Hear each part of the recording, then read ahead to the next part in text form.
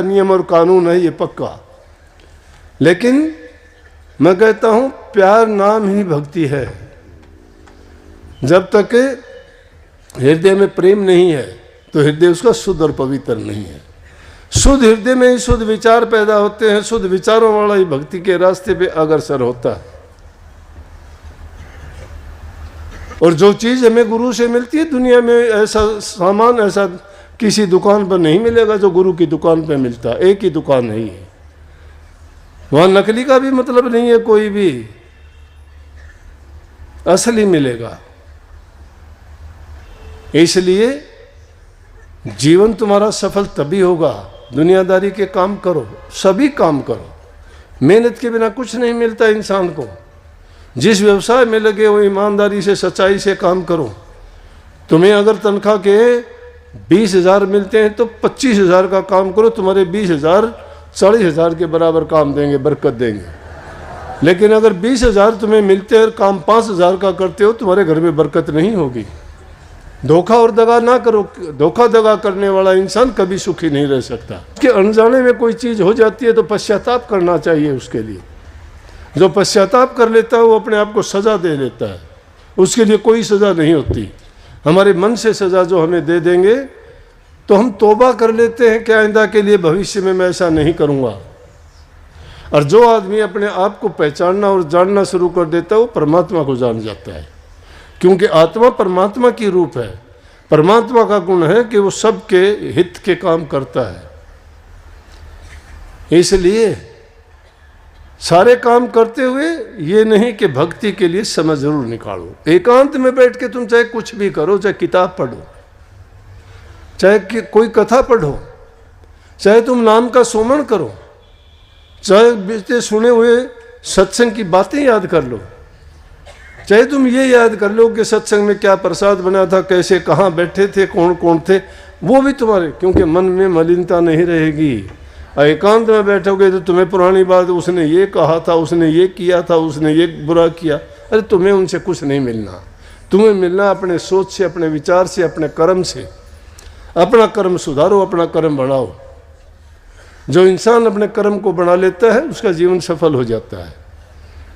जीवन का भरोसा नहीं है, आज है नहीं कल नहीं, पल का भी नहीं, एक पल का भी भरोसा है। इसलिए महापुरुषों ने वाणी कितनी अच्छी अच्छी कही है। एक ही लाइन अगर सुन लोगे तो भी मन में कितना पैदा होता है। नाम सुमर ले, सुकर्म कर ले, क्या जाने कल की, खबर नहीं एक पल की, खबर नहीं एक पल की।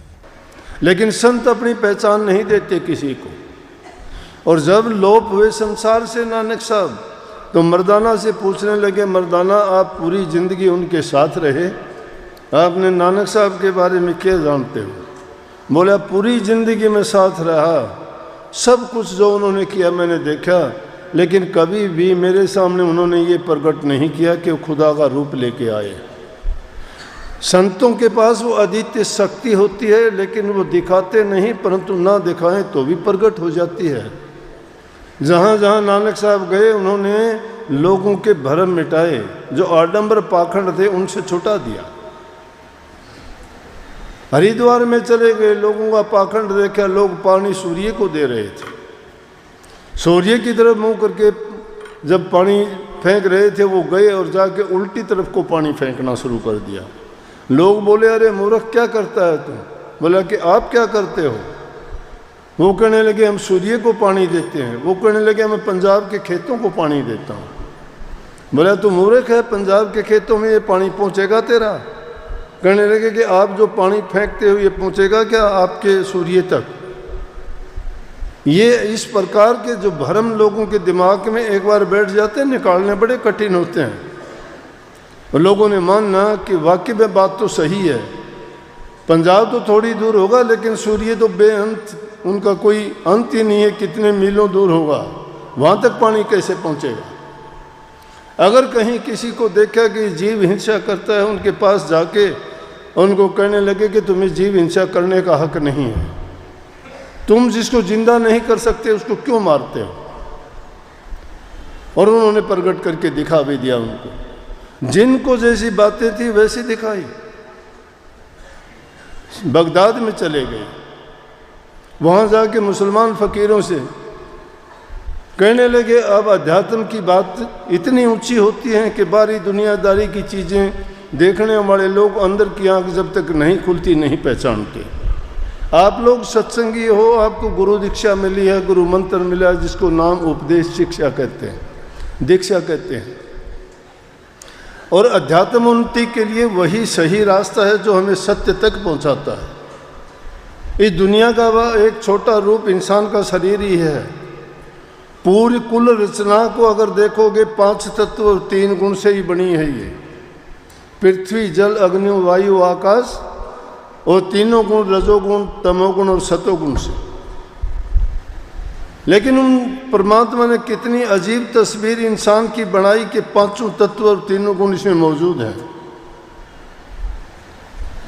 इसमें सारे जितने भी द्वीप हैं, जितने सागर हैं, जितनी नदियां हैं, जितने पहाड़ हैं, पूरे संसार का कुल नक्शा इंसान के अंदर उन्होंने स्थापित कर दिया है। अगर संतों ने उसी को खोज के तो बताया तो वो चीज़ हमारे अंदर ही है, तो फिर उसको ढूंढने की क्या ज़रूरत है। और नानक साहब ने ये प्रकट करके दिखाई ये बात। उन्होंने समझाया लोगों को, तुम जिस चीज़ को बार पूजते हो, तलाशते हो, जिसके लिए तप करते हो, त्याग करते हो, साधना करते हो, उसके लिए क्यों नहीं अपने अंदर में सिमटा होकर के खुद की खोज करो। सारी की सारी चीज़ जब हमारे अंदर से पैदा होती है, काम हमारे अंदर पैदा होता है, क्रोध हमारे अंदर पैदा होता है, लोभ हमारे अंदर पैदा होता है, लालसाएं सारी इसी के अंदर हैं। उन्हीं की पूर्ति हेतु भी पूरा संसार, पूरा जीवन इसीलिए काम कर रहा है। लेकिन उस ये नहीं सोचते कि ये चीज़ें जब हम में विद्यमान हैं तो वो शक्ति भी हमारे अंदर विद्यमान है। और उसको खोजने का तरीका भी ये है कि बाहरमुखी होने की बजाय अंतर्मुखी हो जाए। तो जब नानक साहब वहाँ गए तो वहाँ कुछ लोगों ने, जो पठान लोग थे, उनसे पूछा कि आप कौन हैं। वो शहर से बाहर ही बैठे थे कि बोले कि हम फ़कीर हैं। और उनके पास जब बैठे नानक साहब ने सत्संग किया तो उन्हें लाखों पाताल लाखों आकाशों का जिक्र कर दिया। जो अभ्यासी लोग हैं वो जानते हैं कि हम जब अंदर में जाते हैं तो वो देखते हैं सारे के सारे। लेकिन उन्होंने जाके अपने फ़कीरों से कहा कि देखो कितने झूठ बोलते हैं कि एक संत आए हैं और वो कहते हैं कि लाखों आकाश पाताल हैं। वो कहने लगे कि वो झूठे हैं, पाखंडी हैं, उनको जाओ पत्थर मारो। गए, जाके उन्होंने पत्थर मारना शुरू किया तो हाथ और पत्थर वहीं रुक गए। नानक साहब ने दृष्टि डाली, वहीं रुक गए। ना पत्थर छूटता है, ना हाथ नीचे होते हैं। उनके गुरु ने आके जब देखा तो लोगों ने जाके बताया कि वो आपके जो शिष्य थे उनकी ये हालत है। वो जब गए और उन्होंने जाके नानक साहब से प्रार्थना की तो उन्होंने छोड़ा, करने लगे जी ये कहते हैं कि आप लाखों आकाश पाताल बताते हो। बोला कि हम तो सिर्फ 7 आकाश 7 पाताल ही बताते हैं। बोले आप दिखा सकते हो? बोला क्यों नहीं। बोला जो चाहे वो देख सकता है। तो ये वो करनी का भेद है जिसको प्राप्त करने के लिए, जिसको जांचने के लिए, परखना अगर चाहते हो तो तुम भी उस रास्ते पर चलने, वही नाम है, वही शिक्षा है। लेकिन जब तक इसे बाहरी दुनिया के, हमारी ज्ञान इंद्रिय और कर्मेंद्रियों के सहारे दुनिया के सुख और सुखों के पदार्थों को खोजते फिरते हैं, तब तक वो उसका शब्द का रस, प्रभु भक्ति का आनंद और उनका दरस और जहूर दिखाई नहीं देगा। बात बढ़ाई जग ठग्या, मन प्रमोदा ना कहें कबीर, ले गया मन लक्ष्य 84 माँ। झूठी बातें बनाते रहते हैं, किसी की नकल करते हैं। कबीर साहब ने उस बात को बहुत स्पष्ट रूप में कहा, क्योंकि किताब पढ़ ली, लोगों को उपदेश देना शुरू कर दिया, अपना कुछ है नहीं कहने के लिए। कहने के लिए जब होता कि कुछ करते, करनी नहीं की, अभ्यास नहीं किया, गुरु की कही बात उन्होंने नहीं अपनाई, उनकी आज्ञा में नहीं रहे। और संतों की ये रीत है कि जब तक गुरु के पास रह के, गुरु की दीक्षा लेके, गुरु के हुक्म की पालना जो शिष्य नहीं करता उसके पल्ले कुछ नहीं हुआ करता। जो मिलता है गुरु की आज्ञा से, उनकी कृपा से और उनकी जो दिव्य दृष्टि होती है, जब उस पर पड़ती है तो मेहर बरसती है।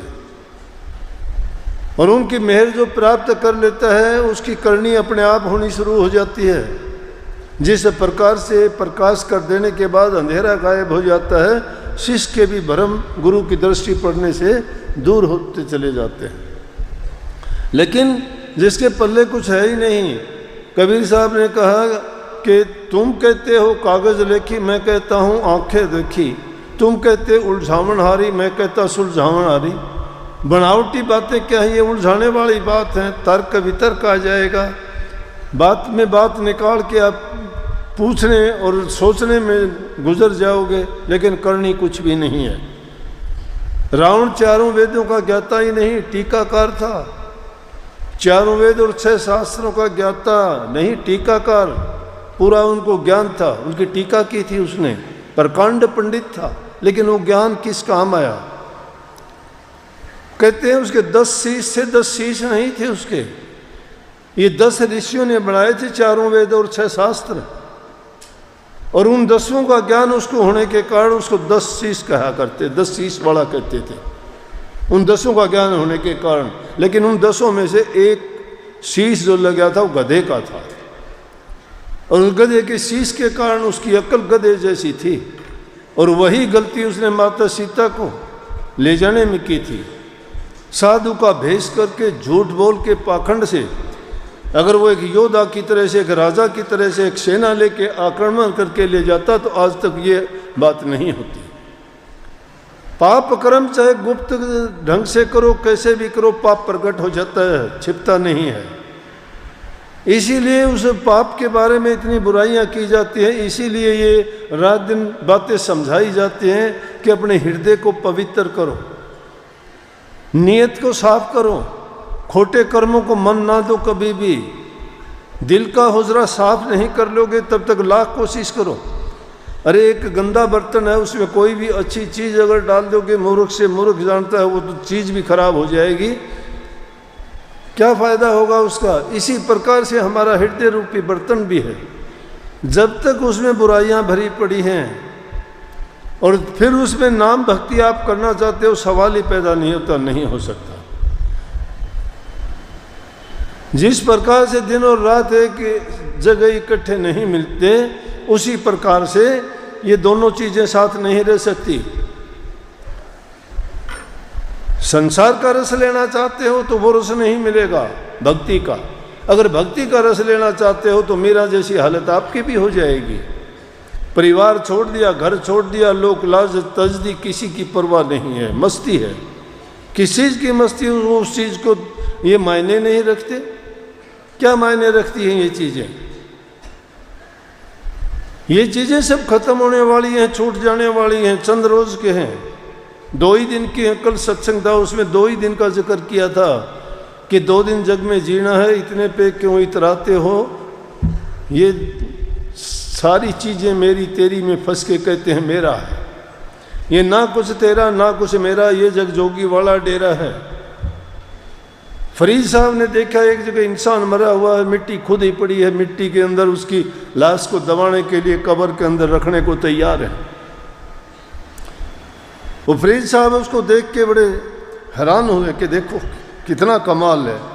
उस प्रभु ने मिट्टी की मूर्तें बनाई थी, ये मूर्त अब टूट चुकी है और ये अभी थोड़ी देर में मिट्टी में ही मिल जाएगी। मिट्टी खोद रखी है, मिट्टी में दबाएंगे, मिट्टी ऊपर डालेंगे, मिट्टी है ये। पहले चलती फिरती मिट्टी थी, अब ये मिट्टी मिट्टी है। कहने लगे देख फरीदा, मिट्टी खुली, मिट्टी उते, मिट्टी डुली, मिट्टी हंसे मिट्टी रोवे, अंत मिट्टी दा मिट्टी होवे। क्यों करता बंदा मेरा मेरी, तेरा इस जग में कोई चीज़ नहीं है तेरी, तुझको 3.5 हाथ जमीन बतेरी। इंसान का शरीर अपने 3.5 हाथ का ही है, कोई छोटा हो बड़ा उसके हाथ से नाप लो। उसको जगह इतनी ही चाहिए उसको दफनाने के लिए या उसको दबाने के लिए। तो इसे 2 दिन के जीवन के लिए क्या करते हो? अवसर दिया था प्रभु ने हमको, लेकिन हमने क्या किया कि उस मौके को ही खो दिया। जो काम करना चाहिए था उसके लिए कभी सोचा भी नहीं कि हम क्यों आए थे, क्या करना था, ये भी बात विचारी है। कभी विचार ही नहीं किया हमने ये तो आए क्यों थे, क्या यही जीवन है? 2 रोटी खा के ही जीना है? पशु पक्षी भी जीते हैं, क्या संतान पैदा करना चंद रोज का खेल है? वो भी करते हैं, जीव जंतु पशु पक्षी सूअर गधे भी करते हैं। अरे इंसान को तो जिन तोहफों से परमात्मा ने नवाजा है उन तोहफों की हमें पता ही नहीं है, ज्ञान नहीं है। हम तो छोटे मोटे बातों के गीत गाते हैं, उनको कहते हैं क्या किया। जो करने वाली चीज़ थी वो नहीं करते, या जिसको वो चीज़ मिल जाती है वो गुम हो जाता है, वो ना दिखाता है, ना बताता है, ना सुनाता है। जीवन क्या है? जिस प्रकार से जिंदगी तो ऐसी है, आटे में नून मिल जाता है, इस तरह मिल के चली जाएगी ये जिंदगी। कोई याद नहीं करता, 4 दिन याद करते हैं, भूल जाते हैं सब लोग। अपने से पहले कितने आए थे, किसको कितना याद करते हैं। एक दिन बुलाते उस दिन कहते हो कि कनाकतों में उसका दिन निकाल के, वो भी क्या एक परंपरा पड़ी हुई है। कोई याद करता है जाने के बाद? नहीं करते हैं। उन लोगों को करते हैं जो समाज में कुछ करके गए, उनको आज भी याद करते हैं। कबीर साहब को कितने साल हो गए, दादू पलटू नानक मीरा बाई को कितने साल हो गए। चलो इनका भी कोई राज घराने का था, कोई किसी तरह से बड़ा होगा, लेकिन भेलनी को कौन याद करता है? सिबरी को दुनिया याद करती है। सहजोबाई को सब याद करते हैं, भक्ति की थी। और भक्ति ना जाति देखती है, ना वो आदमी की सुंदरता देखती है, ना उसका बड़ापन देखती है, ना धन दौलत देखती है। वो हृदय की पवित्रता देखती है। पवित्र हृदय में ही प्रभु का वास हुआ करता है। जितने भी हुए उन्होंने जब प्रभु की भक्ति की, उससे पाप कर्म छूटते चले गए, आगे कर्म बढ़ा नहीं कोई, और भक्ति रूपी दौलत उसके अंदर उनकी जमा होती गई। उनकी दृष्टि से, उनके दर्शन से, उनके वचन से, उनके जीवन से, उनके कार्यकलापों से, जिस चीज़ में भी देखोगे तो तुम्हें उनके देखने मात्र से ही शांति मिलेगी, उसके बोलने से ही प्यार मिलेगा, चाहे उसकी भाषा कैसी भी रही हो, चाहे उनकी भाषा समझ में ना आती हो, फिर भी वो बोलते हुए ही अच्छे लगेंगे। क्योंकि जिन्होंने नाम की कमाई की है उनके अंदर सब प्रकार की शक्तियाँ समाहित हो जाती हैं। दृष्टि पड़ने से वो प्यार झलकता है, जबान के निकलने से शब्द हमारे अंदर धुन के रूप में गूंजते हैं, दर्शन करने से हमारे हृदय के अंदर एक खिंचाव पैदा होता है। तो समझना चाहिए कि इसके पास भक्ति रूपी दौलत है। लेकिन जिसके दर्शन करने से ही इंसान के विचार ख्यालात बदल जाएं, उसको देखने से ही आदमी के माथे में तोड़ियाँ पड़नी शुरू हो जाएं और नाक होठ चढ़ाने शुरू कर दे, तो समझो कि उसके हृदय में सिर्फ नफरत भरी हुई है। दिल से दिल की चाह होती है। तो ये भक्ति रूपी दौलत जिसके पास होती है, वो जिसको चाहे उसको उस दौलत से मालूमाल कर सकता है। और उसके स्वामी संत होते हैं, क्योंकि उन्होंने अपने जीवन को तन मन धन की बाजी लगा के, ऐसी सस्ती चीज़ नहीं है, इस भक्ति के लिए इंसान को तन मन धन की बाजी लगानी पड़ती है। आसान खेल नहीं है। और उस चीज़ को हम लगाने के लिए तैयार नहीं, क्योंकि हम इन चीज़ों को तो अपना मानते हैं। लेकिन जब इस जीवन में कुछ किया ही नहीं, तो क्या है कि शिकायत आखिरी वक्त में करोगे जाके, जब कुछ करने लायक नहीं रहोगे। और हर इंसान की शिकायत होती है, फिर पुकार करते हो मुझे बचा लो, मुझे ये करो, मुझे बहुत पीड़ा होती है, मुझे तकलीफ़ होती है।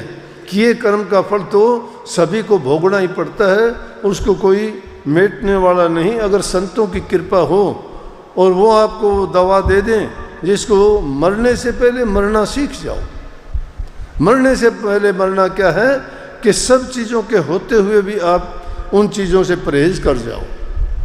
जीते जी भी मुर्दा होता है आदमी, मुर्दे के ऊपर मिट्टी डालो, कुछ भी डालो, उसको पता ही नहीं है, उसको कोई तकलीफ दो उसको नहीं पता, क्योंकि मुर्दा है वो। इसी प्रकार से जिसकी मुर्दे जैसी हालत हो गई है कि दुनिया कुछ भी कहे, जैसे बाबा फरीद ने कही कि दुनिया कुछ भी कहे लेकिन परवाह नहीं, मेरे मुर्शिद का वचन सच्चा रहे। मेरे गुरु की वाणी पक्की रहे, उनकी मेहर मेरे ऊपर बनी रहे, दुनियादारों से मुझे कुछ ही नहीं लेना। मीराबाई ने क्यों कहा कि दुनियादारी के लोग हैं, इनसे मुझे कोई नहीं लेना देना है, मेरे तो गिरधर गोपाल हैं, मैं तो उन्हीं की शरण में हूँ, मुझे उन्हीं का दर्शन चाहिए और उन्हीं के आशीर्वाद से मैं जिंदा हूँ, सारे काम करते। लेकिन ये काल इतना सुंदर है, संतों ने कितनी हमारे लिए छूट की है। अब वो युग नहीं है जब लाखों वर्ष इंसान की उम्र होती थी, इंसान के प्राण हड्डी में होते थे, अनाज और दूसरी चीज़ों की भी ज़रूरत नहीं थी। हजारों वर्ष के बाद भी ऋषियों को दीमक लग जाती थी, फिर भी जिंदा रहते थे, उनको खाने पीने की परवाह नहीं थी, प्राण हड्डी में थे। समय बदला, त्रेता युग आया, इंसान की हजारों वर्ष उम्र रहेगी। द्वापर आया, और भी कम होगी। कलयुग में तो इंसान की उम्र 100 वर्ष भी नहीं है। तो इस जीव में ताकत कहाँ है? जीव में ताकत नहीं, अनाज में ताकत है। अगर अनाज खाता है तो ये जीवित रहता, अनाज ना मिली तो नहीं जीता रहेगा। इसीलिए संतों ने उस यात्रा को छोटा करके आसान भी कर दिया कि भक्ति के लिए कहीं तुम्हें जाने की ज़रूरत नहीं है। घर में रहते हुए अपना जो तुम काम करते हो, ज़रूरत के मुताबिक जो चीज़ें जिनकी आवश्यकता है, लेकिन एक मर्यादा में रहते हुए उनका उपयोग प्रयोग करो। ये नहीं कि किसी चीज़ के गुलाम और दास बन के मूर्खों की तरह से बर्बादी करना शुरू कर दो। अगर सच्चे बन के अगर तुम रहते हो तो सतयुगी जो ऋषि थे उनके घर में ऋषियाणी होती थी, जो उनके घरवाली थी वो भी ऋषियाणी थी, संतान पैदा होती थी, ऋषि या ऋषियाणी ही पैदा होती थी। लेकिन आज के युग में तो कौन पैदा हो जाते हैं? जो बच्चे पैदा होते हैं उनकी अजीब अजीब प्रकार की आदतें क्यों हो गई हैं? समाज का विकृत रूप किसने ये बना दिया? हमने बना दिया। हमारी बुरी भावनाओं ने, हमारे बुरे ख्यालात ने, हमारी बुरी सोच ने, और जो जीवन जिस प्रकार से हम जी रहे हैं आज देखते हैं, जो चीज़ें कभी उन युगों में नहीं होती थी आज इस युग में सभी बुराइयां पनप गई है। नाम कलयुग का देते, कलयुग नहीं है, कर युग है ये। तो करो, लेकिन करो तो बुरा थोड़ा करो, अच्छा करो ना। जो अच्छा करते हैं उनके लिए अच्छा है, उनके लिए सतयुग अब भी है। संत सिर्फ इसी युग में मिले, किसी युग में संत नहीं आए। उन युगों में तो तप को प्रधान मानते थे, यज्ञ हवन को प्रधान मानते थे, जिनमें मुक्ति नहीं थी जीव की। मुक्ति तो सिर्फ नाम में है, और नाम सबसे आसान वो कलयुग में ही बताया जाता है। और उसको गृहस्थ में रहते हुए सारे काम करते हुए कोई किसी प्रकार की बाधा और रुकावट नहीं है। नाम की भक्ति करो। लेकिन नाम की भक्ति क्या है? अब सत्संगों में आते हैं, गुरु उपदेश करते हैं, वचन सुनाते हैं, कहते हैं कि पवित्र जीवन जियो, पति पत्नी आपस में प्यार से रहो, घरों में बूढ़े बुजुर्ग की इज्जत कदर करो, बुराई शराब कबाब ये बुरी गंदगी चीज़ जो इंसान की बुद्धि को भ्रष्ट करती हैं, और वो कैसा भोजन है? वो राक्षसी प्रवृत्ति बनाने वाला भोजन है। सात्विक भोजन क्यों नहीं खाते? चावल सब्जी और रोटी जो इंसान खाता है